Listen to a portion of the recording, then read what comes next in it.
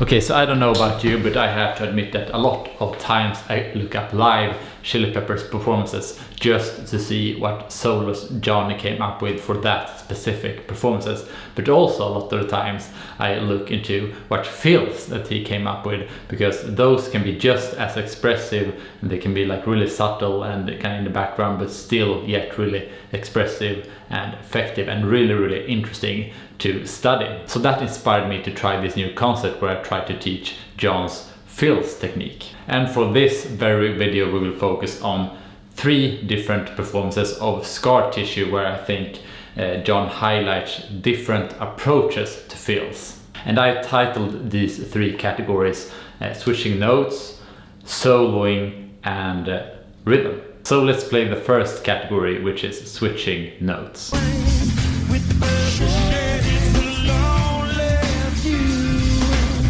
Soft-spoken with the broken jaw, step outside but not the brawling. Autumn sweet wind, come fall, I'll make it to the moon, never have to crawl in. Alright, so let's break down what happened there, but first we start with the basics of scar tissue, which, as you probably know, consists of the 3 chords F major, so that is from the A string, 8, 10, 10, 10, and also we have this note if you want the 8th fret of the high E string. So, and then we have C major, so that is from the low E, 8, 10, 10, 9, 8, and also 8th on high E. And then we have D minor, so that is 10, 12, 12, 10, 10, 10. And the idea for all of these categories is that we use the notes for these chords, except for one case which we'll get to later, just to create cool variations. And for this first one, which I call switching notes, well, you know, the concept that John talked about for scar tissue is that, you know, instead of playing the whole chord, that becomes one thing, we switch it up and just play our more bass note and a higher note to kind of make it like 2 things instead of 1 thing. But what says that only these 2 notes will sound good when playing it? Well, that is what clearly was illustrated in this example, which by the way was from the La Cigale performance, where, you know, instead of playing the 10th fret on the B string, we play the high E string, 8th fret. So we still are within the same chord, but just choose a different note. And the concept continues, because here we choose these 2 notes, so the 8th note on E and 8th note on B.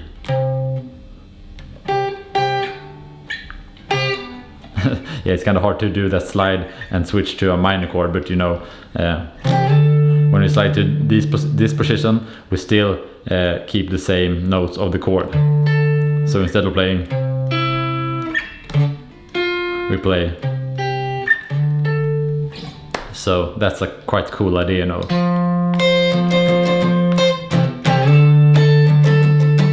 And even when we do this fill, the notes are still within the chord, because this note obviously is from this chord, and then back to that note, which is part of this chord, but it's also this chord, the C, both the F and the C.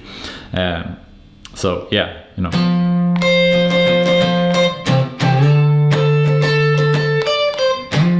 And then we play this around again, and here we go back to the normal version. But then we do kind of this double stop kind of thing, where we play the 10th fret on both B and high E, so, and then 8th fret on high E and 10th fret on B, so like that, and then slide again the same as before. So slowly what we got is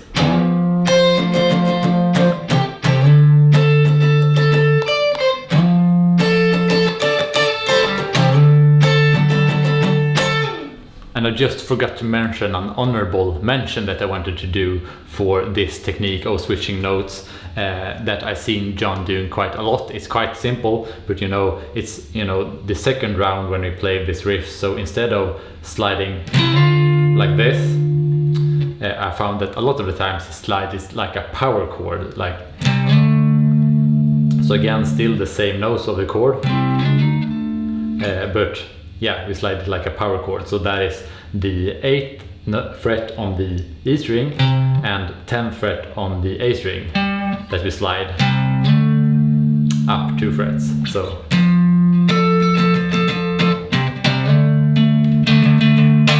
and then we go to this part. So I just wanted to mention that as well. Quite simple, so it didn't deserve the whole take, but yeah, quite an interesting thing to incorporate in your scar tissue covers, I think. Alright, so now let's check out the next category, which is the soloing category, like soloing fills. And this particular example is from the lovely performance in Poland during the Stadium Arcadium era. Blood loss in the bathroom stall. Southern girl with the scarlet draw. With by Moran Parkers with the shed. So this time he starts off like the studio version, where we alternate between the A string 8th fret and B string 10th fret, and then slide like that, 8th fret on low E and 9th fret on G to 10th fret on both.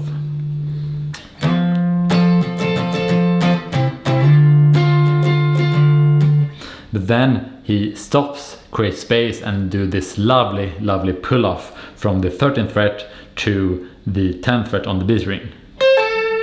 So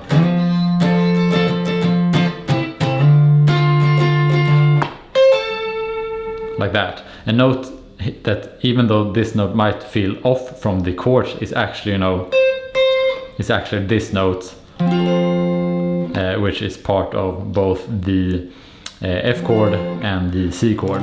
So we're still using the same notes as the notes in the chords.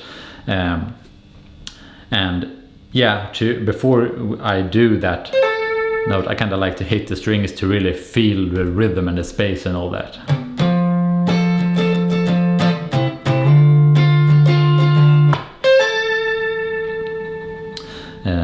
And now we get into a thing that I see quite often with John's playing, and that is that I feel like he really feels like what note that need to be played, and he can play that particular note even though it might be like uncomfortable to play practically with your fingers on the fretboard. And here, now we want to play this note, but we can't really reach it with our left hand.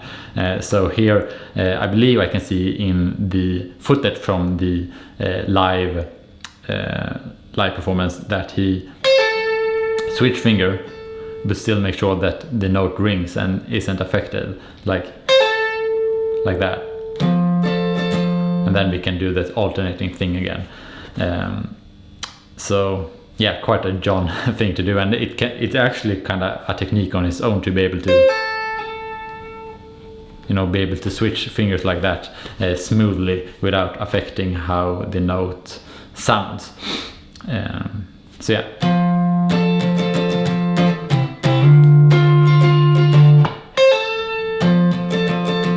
And then here he does a bend on the 8th fret on the high E, and he stops it immediately when you have done the bend, and then go back to playing the 8th fret again, so quite quick, and then let it ring a little bit, and then play 8th fret on B string and just a short note, so, and then after that quite quickly does slide to the 10th fret. And then he lands on the bass note, or a lower note, and that is the 10th fret on the low E. So what we can note here, that for quite a long time he skips this kind of thing where he alternates between a high and a low note and just play high notes mostly, or focuses on the high notes. And that is why I call this idea the soloing kind of approach to fills. And yeah, it's kind of freeing to hear him do this. It's really, really cool. So what we got is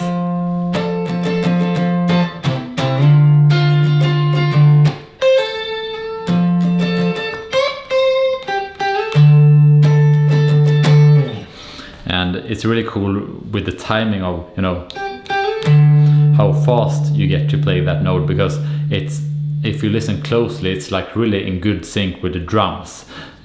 So even though it might look simple, it's quite complex how it all rhythmically fits together, even though it's some improvisation and all that. So yeah, really, you know, genius in its subtleness. And for the final category, which I call rhythm, we study a performance during the Unlimited Love Tour in London.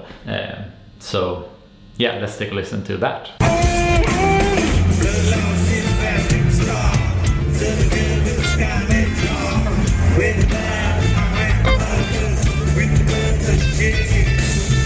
So for this version we play as the studio version.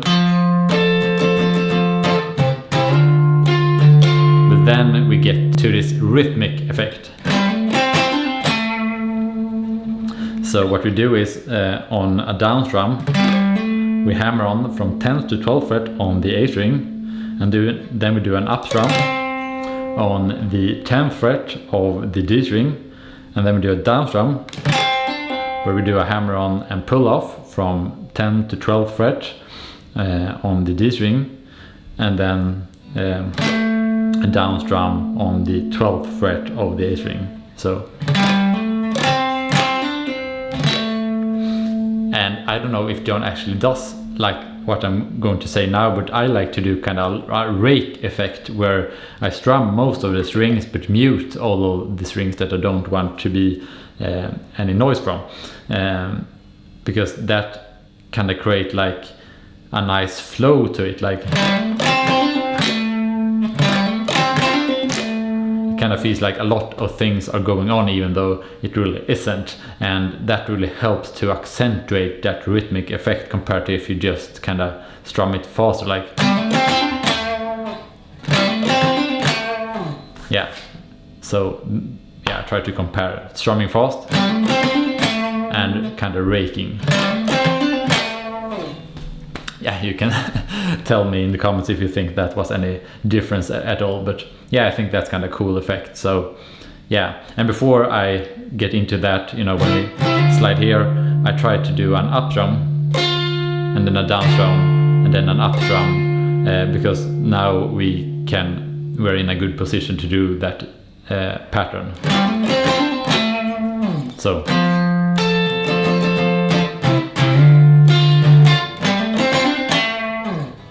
yeah, like that. And now we get again kind of into the studio version kind of thing. We get into the 8th fret of the high E once, and then we play down up on B string and low E, both 8th fret, and then a down strum where we slide up to 10th fret on both B and low E. So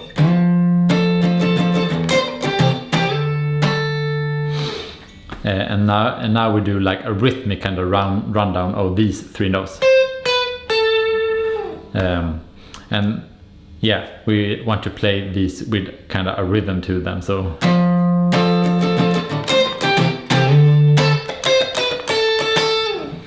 so again, we kind of have that raking or kind of can't stop effect where we play a lot of strings but mute all the others except for the B string. So we can do like that. Yeah, it's kind of hard to do slow, to be honest, but you get the idea hopefully. And here is actually the first note and the only note in this lesson that isn't part of any chord, and I think this note kind of makes it a Dorian kind of note in the D minor scale. So yeah, it doesn't really fit into the D natural minor. I believe it's the 6 notes of that kind of D minor scale. So yeah, it doesn't really fit in with the normal scale, but it sounds really good nonetheless. But again, you know, with this part, it really focuses on the rhythm, you know, with this. When we jump from the normal, it's kind of a clear rhythm to it. Like this one is kind of short, and then down up kind of quick, and then we mute it so there's like silence when we play it the final time and slide it. So really rhythmic. And again, these 3 notes, this little rundown is also really rhythmic. So yeah, what we got is